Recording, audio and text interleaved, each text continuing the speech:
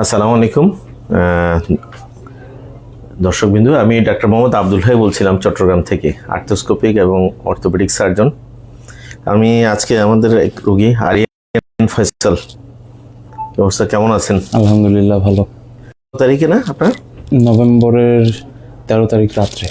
নভেম্বরের 13 তারিখ রাতে অ্যাক্সিডেন্ট করলেন সিঁড়ি থেকে। আচ্ছা, কি হয়েছিল একটু বলেন তো দেখি। তো বেসিক্যালি আমার বিল্ডিং এর ইলেকট্রিক্যাল পিলারে আগুন লাগছিল। হ্যাঁ। সো ওইটার কারণে বিল্ডিং এর পাওয়ার বন্ধ করে দেওয়া হয়, যেটার কারণে লিফট বা সিঁড়ির মধ্যে লাইটের কোনো সোর্স ছিল না।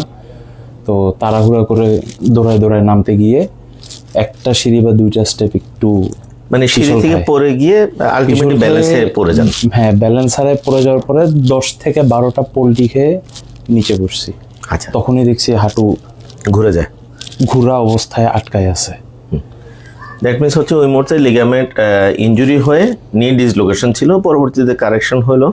পরবর্তীতে যখন আসার পরে আমরা তখন সমস্যা পেলাম কি পাটা ঘুরে যাচ্ছে, মানে ব্যালেন্স রক্ষা করা যাচ্ছে না, নি জয়েন্টে সোয়েলিং ছিল। আমরা প্রায় সপ্তাহ 2 অপেক্ষা করি। হ্যাঁ, তখন আমরা ডায়াগনোসিস করে ACL এবং MCL ইনজুরি, সাথে মিডিয়াল মেনিসকাসও ইনজুরি ছিল।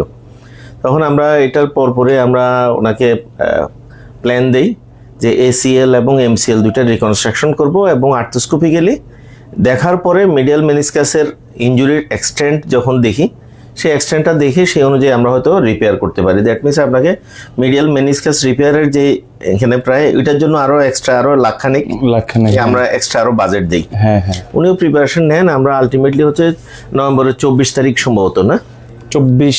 হ্যাঁ, 24শে নভেম্বর। দ্যাট মিনস আজকে থেকে 2 মাস আগে 2 মাস আমরা আর্থোস্কোপি করে ACL এবং MCL রিকনস্ট্রাকশন করি। এবং ACL এবং MCL এর ক্ষেত্রে আমরা যা করি,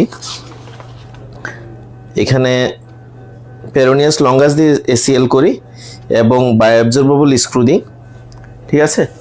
দেওয়ার পরে আর মিডিয়াল মেনিসকাস যখন দেখি, দেখা যায় যে এটা হোয়াইট জোনে একটু ছোট একটা ইনজুরি ছিল, যেটা আর আমাদের আলটিমেটলি রিপেয়ার করতে হয়নি। আলটিমেটলি বাজেট দিলেও সেই খরচ আর করা হয়নি। তাই এখন কেমন লাগছে আপনার 2 মাস পরে? আলহামদুলিল্লাহ, এখন হাঁটতে পারতেছি। হালকা স্পিডে করা যায়, যাচ্ছে। মানে হালকা পাতলা জগিংয়েও কোনো সমস্যা হচ্ছে না। হ্যাঁ, আলটিমেটলি আপনাকে কিন্তু আমরা যে ধীরে মানে যে স্টেপ ওয়াইজ যে ব্যায়ামগুলি যেটা দেখাই দিই, সেই ব্যায়ামগুলি তো ফলো করেন। সেগুলি ফলো করার পরে আলটিমেটলি মোটামুটি হয়। আমরা তো কষ্ট হইতো প্রথম পরে আস্তে ধীরে এটা অ্যাডজাস্ট হয়ে যাওয়ার পরে আর কোনো প্রবলেম হয় না। আমরা ম্যাক্সিমাম রোগীকেই দেখা যায় কি, মানে বিভিন্ন ধরনের যে থেরাপিগুলি ইনিশিয়ালি সব রোগী হয়তো ফিজিওথেরাপি নিতে পারে না, সবাইকে নিতে পারলে ভালো হইতো হয়তো বা, কিন্তু অনেক রোগী নিতে পারে না। তো আমরা সব রোগীকে যেভাবে ধাপে ধাপে যে ব্যায়ামগুলি করার জন্য দিই, ওনাকেও দেই। আলটিমেটলি আলহামদুলিল্লাহ উনি কষ্ট করে ব্যায়ামগুলি করার কারণে আর এডিশনাল কোনো হেল্প হয়তো নেওয়া লাগে না। মাঝে মাঝে লাগে, যখন লাগে দেখা যায়, ওনার ক্ষেত্রে লাগে না। এখন কি অবস্থা একটু দেখাবেন? একটু আপনার পায়ের ভাঁজ এবং সোজা কদ্দুর করা যায়? পা কমপ্লিটলি ফোল্ড করা যায়, এতটুকু সোজা তো হচ্ছে। আর একটু জগিংয়ের করেন তো দেখি। জগিং করা যাচ্ছে। আর নিচে তো বসা যদিও নিষেধ করা ছিল, তারপর কদ্দুর করতে পারছেন একটু দেখেন। মোটামুটি উনি সবই করতে পারতেছেন, সমস্যা হচ্ছে না। আলটিমেটলি খুব একটা ঝামেলা ছাড়াই আমরা শেষ করতে পারি, আলহামদুলিল্লাহ। এমনি দর্শকদের উদ্দেশ্যে কিছু বলার আছে কিনা?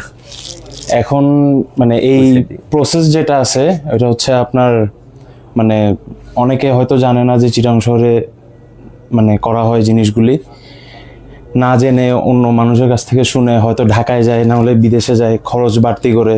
এখন যাদের টাকা আছে তারা করবে, সেটা তো এখন চয়েস আছে।